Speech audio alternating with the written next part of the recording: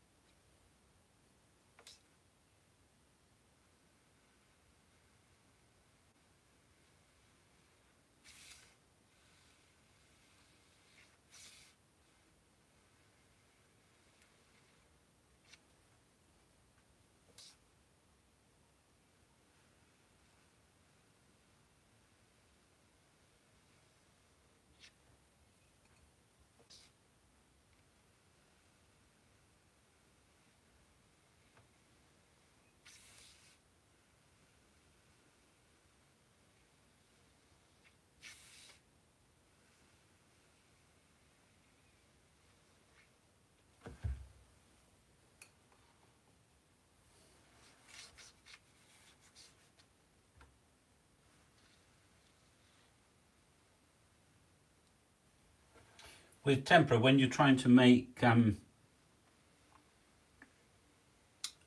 solid sort of colour, you need to sort of build it up very slowly.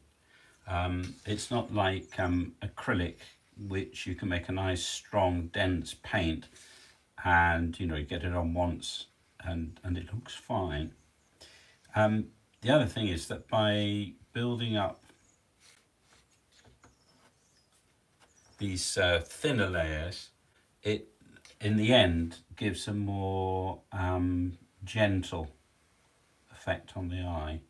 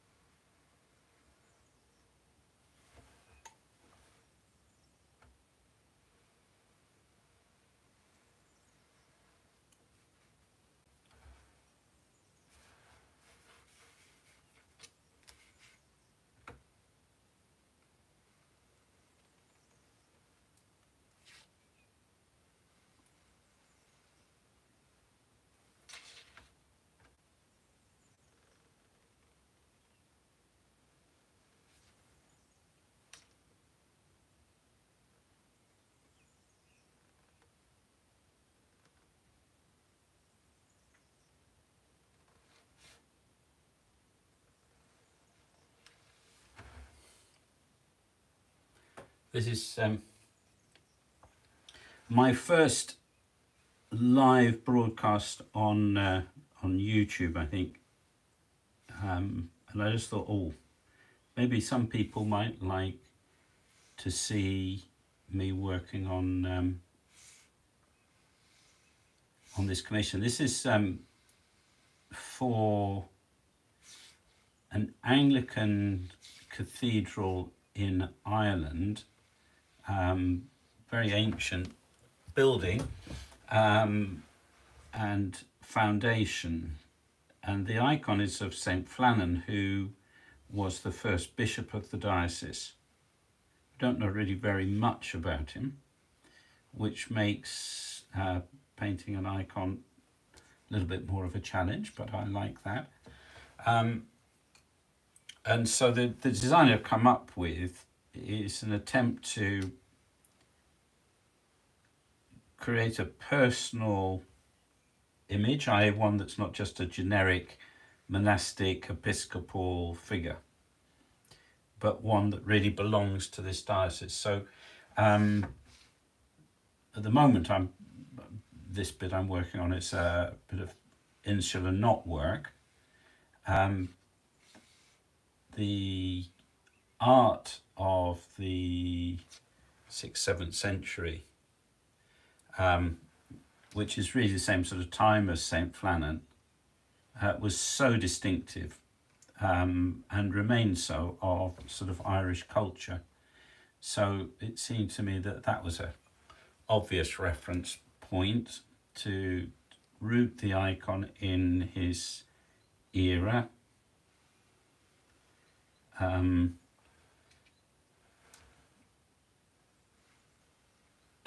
it's trying to make it Irish without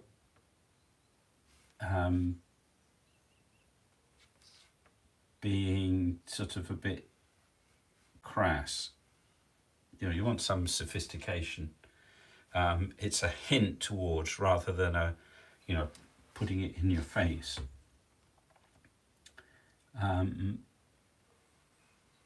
Because it's really a statement about the saint, not about the country.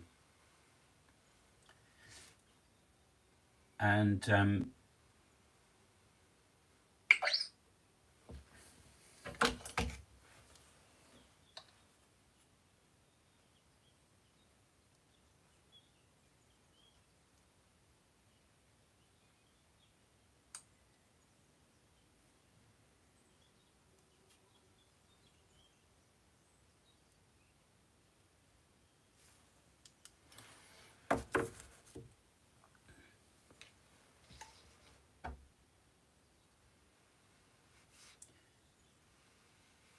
so I got this some insular design onto here, and but it just takes a bit of time with tempera to build up some nice strong sort of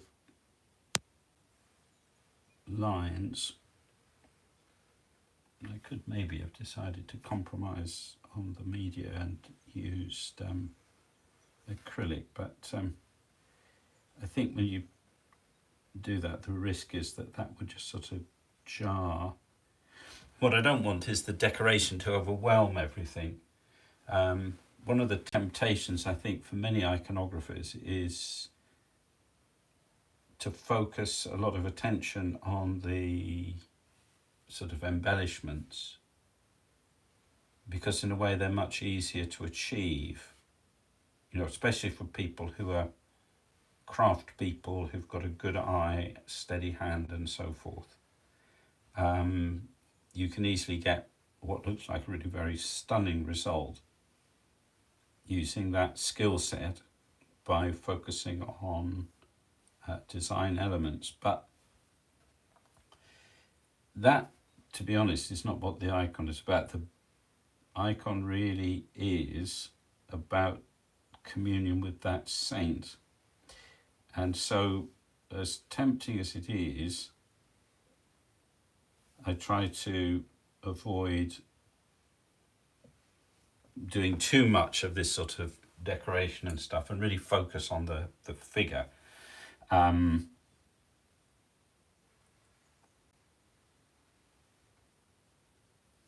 I must admit, I don't particularly like icons that are incredibly decorated, even though they're very beautiful and you have to admire the craftsmanship.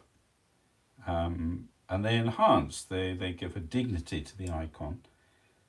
But at the end of the day, the most important thing is the depiction of the saint. So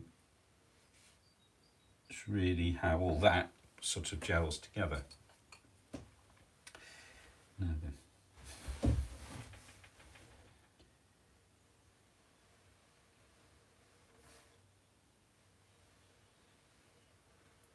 So I have to repeat these lines many times until I get the density of finish that I'm looking for.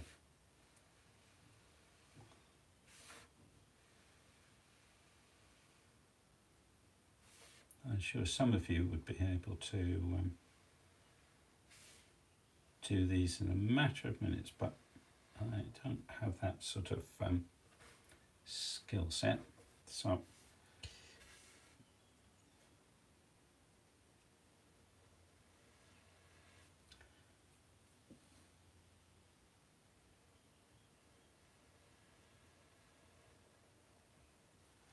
What I am trying to do is to get a fluidity of line.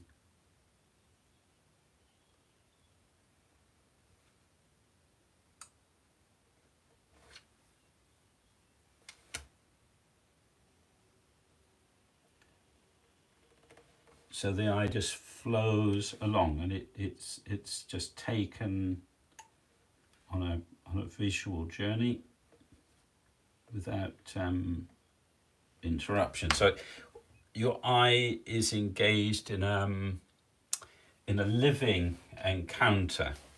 You know, we talk about a living image. What's a living image?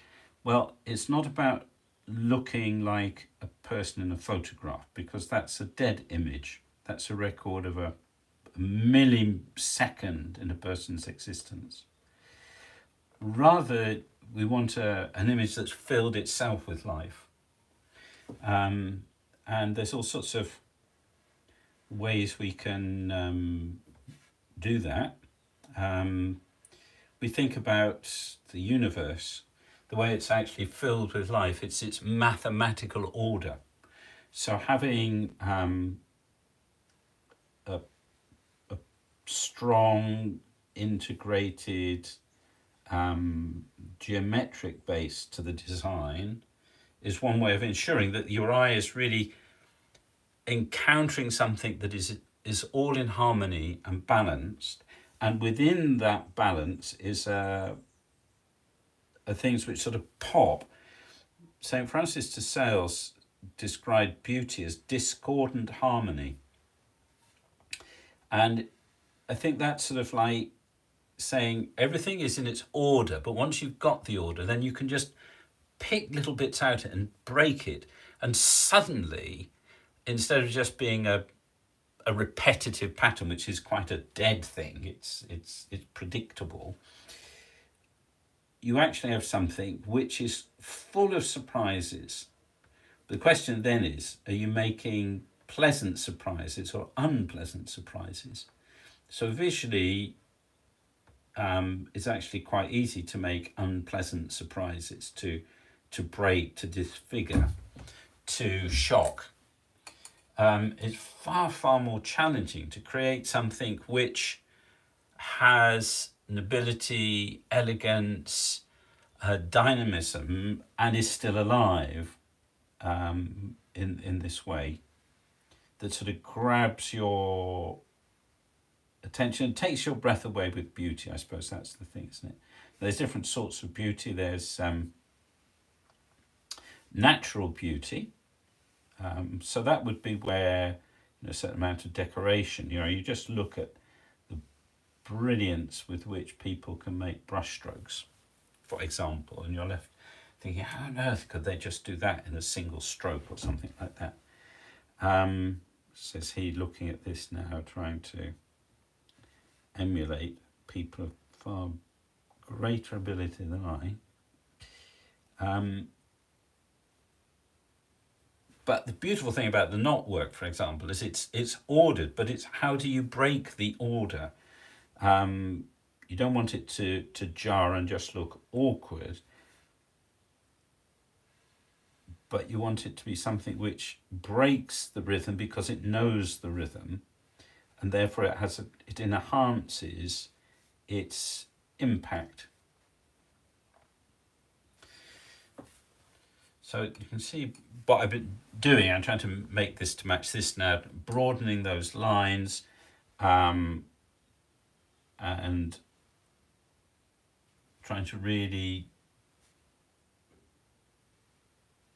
enhance the sense of flowing rhythm. It's that flow that I'm really keen to get. So that's why it's important to have nice flowing strokes, because if your brush goes in one sweep, then your eye will be taken in one sweep. If you do it sort of in a jagged line, then it breaks the eye's flow as well.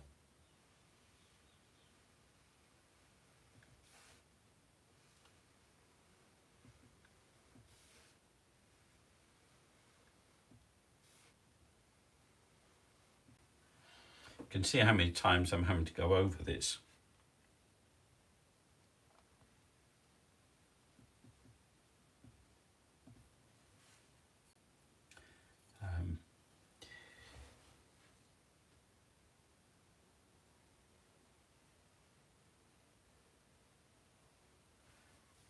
This is quite a big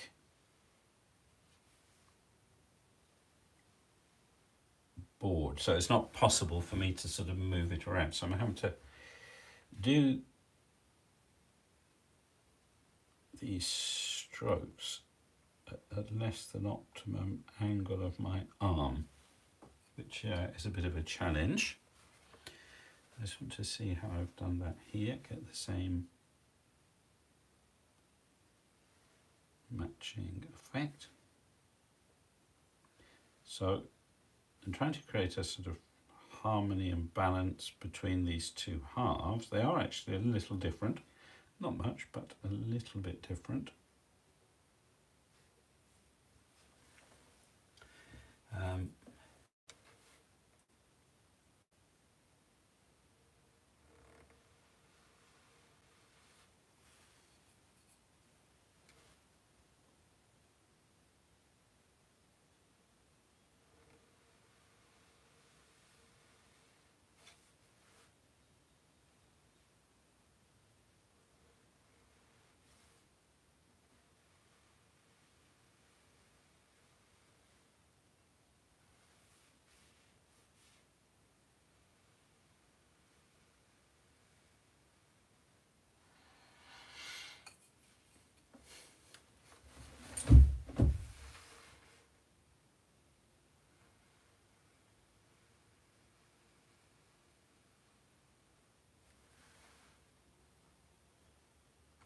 And I'm sort of broadening the line, so I'm trying to make sure that the center point of these arches remains the same. It's easy for it to go off. This one's gone off a little bit, so just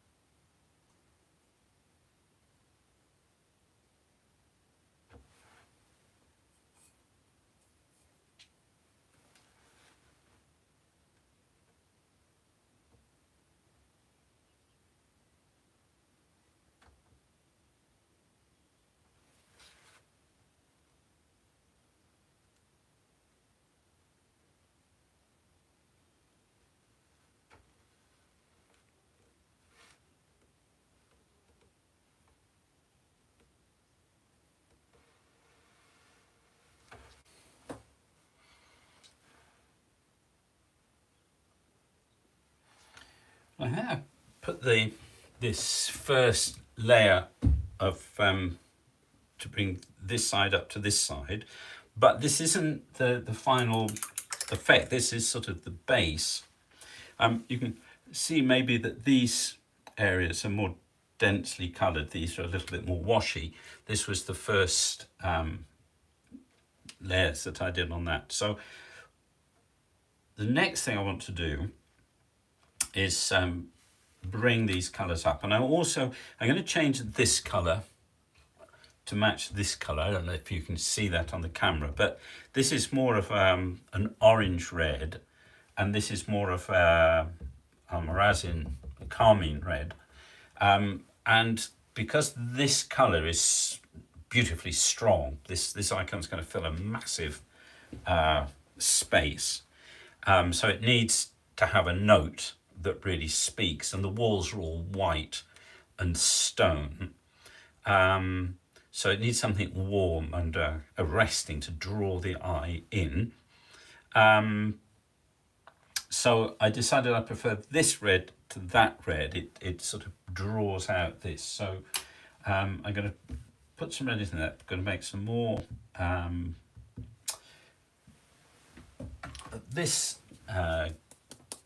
green mixed with a little bit of this. I want it earthy, but with a bit of a sort of turquoisey touch to it. So that can get mixed. And then the blue, I just need to mix a bit of blue to do that. So what to start with? Well, I think I'll start with the blue. This is some azurite that I made myself from a rock. It's the last little bit.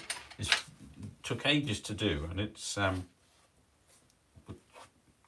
very expensive to buy, but I'm going to use a little of that, and I will put some, I've got some other azurite here, which is a bit more intense. So mix those two together.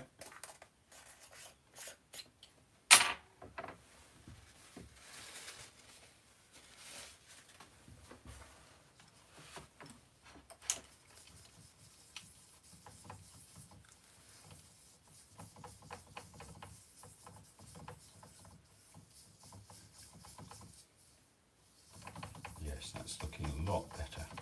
That should just give a little bit more pop to the blue. So it's sort of almost like a jewel box with enamels in. That's the sort of effect that I'm trying to get to. So I shall take a smallish brush.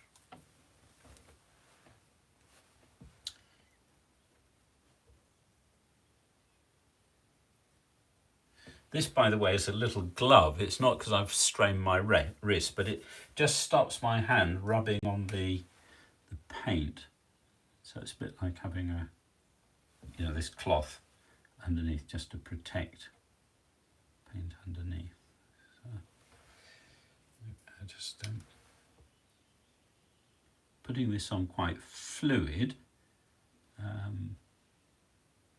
It's not quite a puddle, but quite close to being a puddle effect.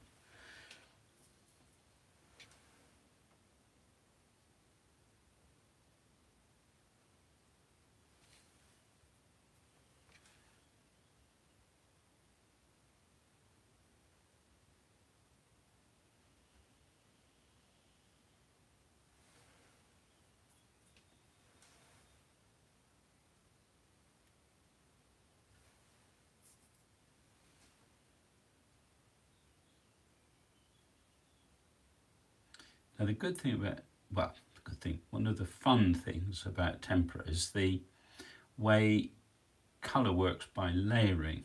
So I don't have to mix the final pigment. I can actually mix it on the board by layering one colour on top of another. Now when you want to make it cover a sort of very dense area, an area with very dense colour, that is not the best use of tempera.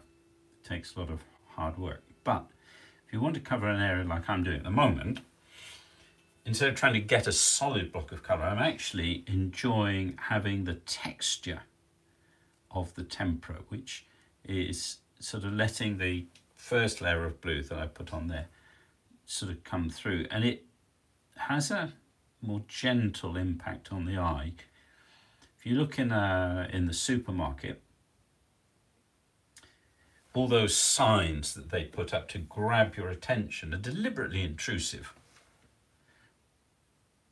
whereas an icon is much more gentle. You know, the Lord never imposes himself on us. It's always an invitation to enter into communion with him.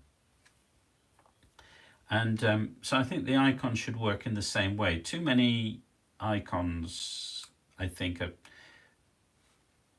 well, some are garish, but even those which maybe have a little bit more sophistication to their colour, they can be very, very in your face. You know, these very bright, intense cadmiums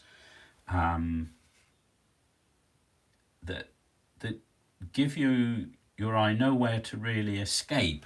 You know, it's full on all the time. It's a bit like being caught in headlights.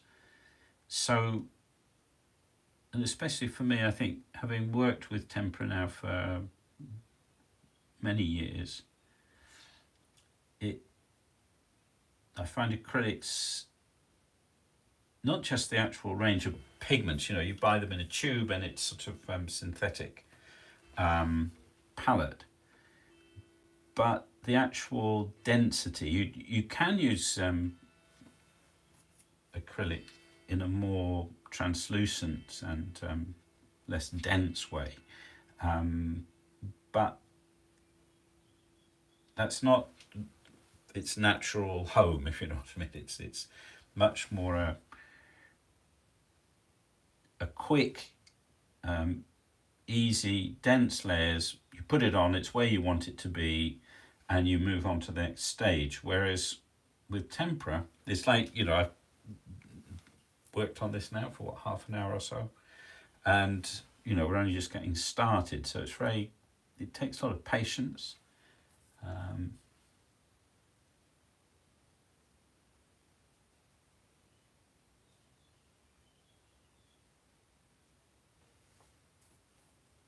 And I'm just enjoying putting the colour on, actually. Seeing how it interacts with the colour underneath, the colours next to it.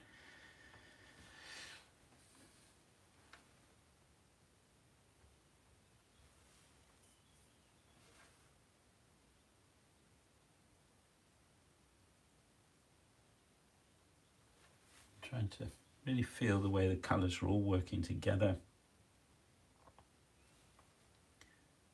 Am I putting enough on? Am I putting too much? Is it precise enough? Oh, I like that. I really do. This blue is a nice combination.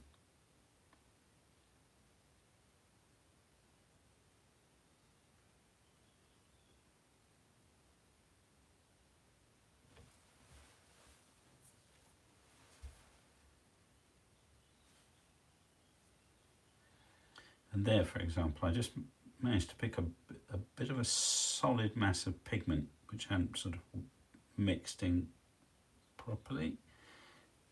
So I sort of jumped in and sort of started to tease it out a bit so it's not so distracting. You know, you've suddenly got this big lump of solid colour, which is not what I want.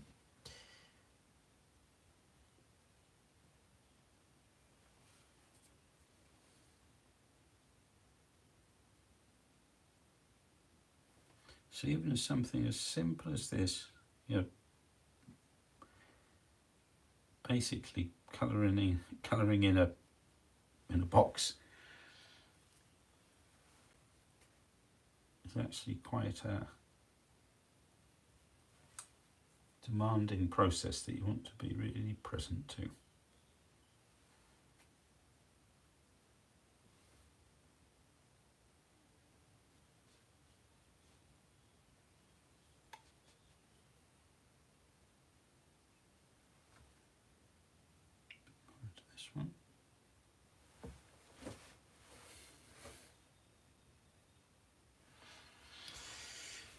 Okay. So now let's think about this green. Oh, this is fun. I really enjoy this. It's really just such a joy.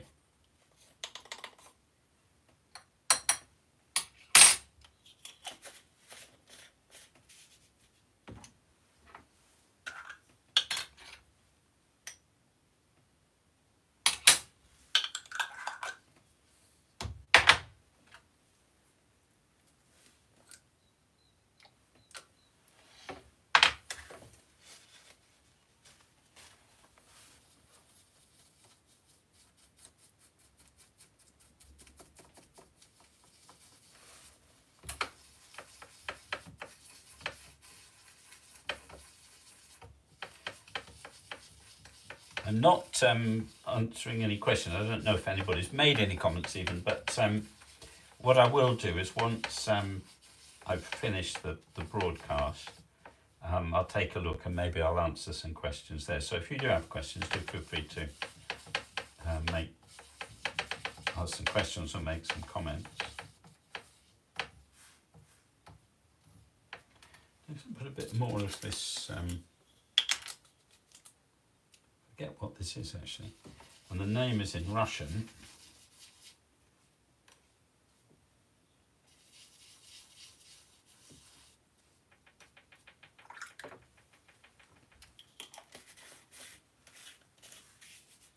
The name's totally gone, I can't remember it at all.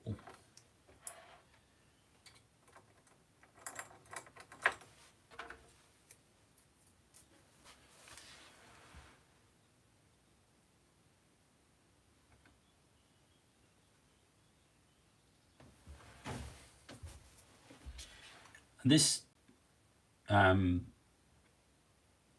design is not a copy of any particular design, but it's inspired by the Book of Kells, looking at the technique in those. Another Insular manuscripts. So that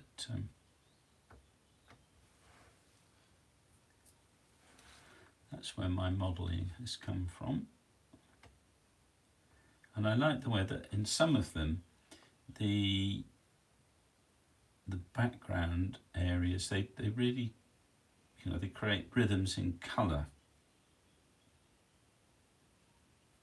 So I've got the greens, blues, reds, echoing, sort of in the background. So you don't quite notice it, but then when you look, you see it.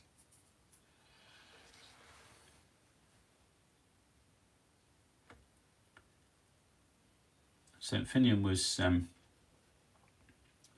Flannan was lover of nature and so forth, especially rivers, and so as a reference to that, this art I'm thinking of as like the Tree of Life, and once I've got the basics of this basic pattern, then I'm going to sort of interweave Celtic representations of animals, sort of in the tree. And you see I've got these sort of fruits, little circles, already in the Tree of Life. So the invitation to come through the waters of the sacraments, to enter into paradise. So this is the gateway into paradise, which is a tree, the Tree of Life. So sort of playing with some ideas there.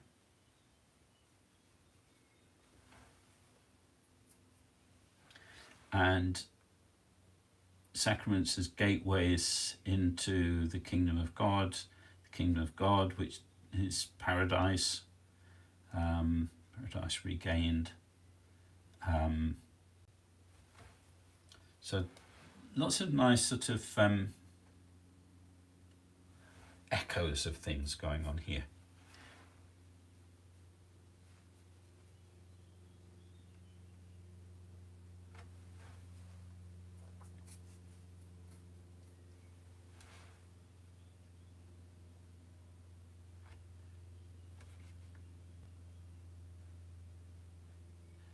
as I was researching the design, and I noticed there's a very beautiful arch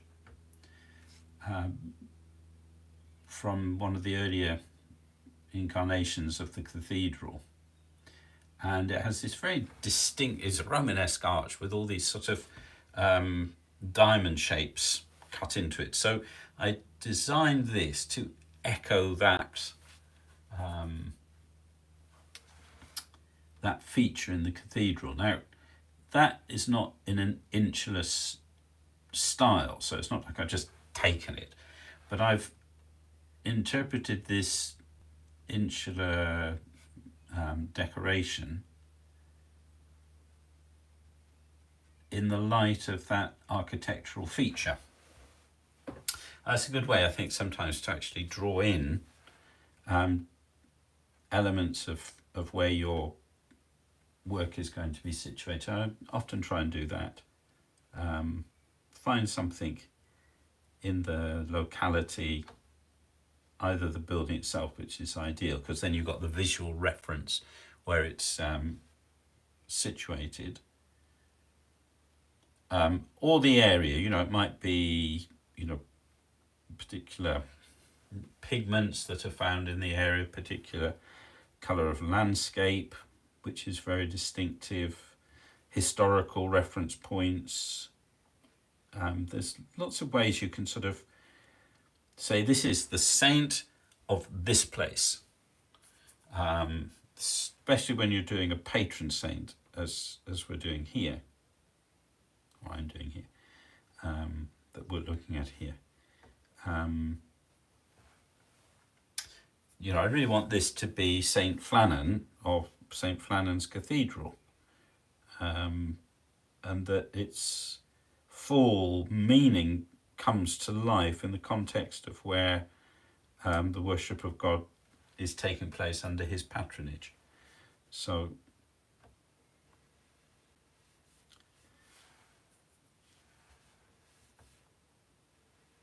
all these little elements help to do that. Might seem inconsequential, but they accumulate, as it were, as resonances, and the accumulation of those resonances reveals the presence of the saint.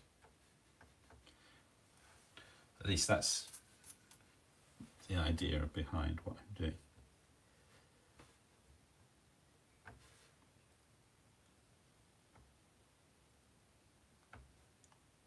And interestingly, in the East, traditionally the icons weren't blessed, because the understanding is that it's the saint depicted who is actually then revealed and made present visually through the icon, and it's the presence of the saint or Christ that consecrates it. Now, in the West, it's always been a little different, and the popes, from when there's been records, I suppose, used to still do anoint icons with the oil of chrism, sort of consecrating and setting them apart, which is, I think, quite interesting that it's deep within the Western Church that there are these very special images that reveal what's sacred and make it accessible to us. It's not just the East that has icons, it's the West as well. Okay.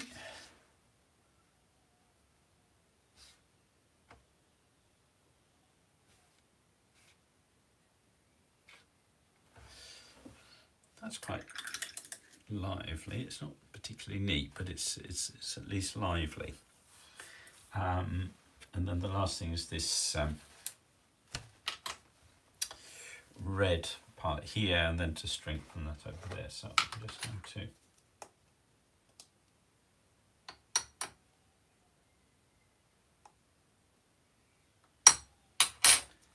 at that. And I'm going to put a little bit of this, I've got a Terra Herculano, which is a bit of a sort of orangish earth pigment.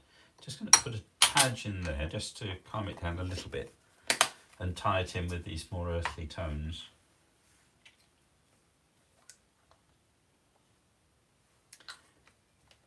And then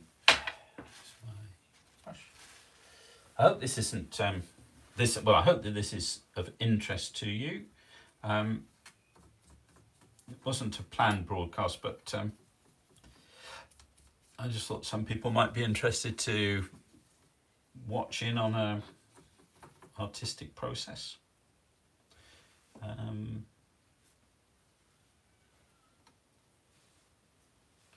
a little bit more, I think.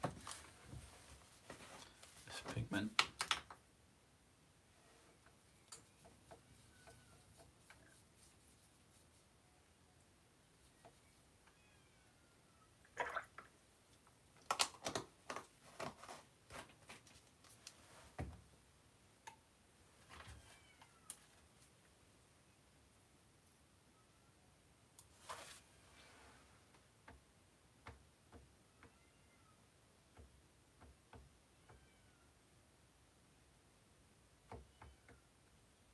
You see that's coming out really quite nicely.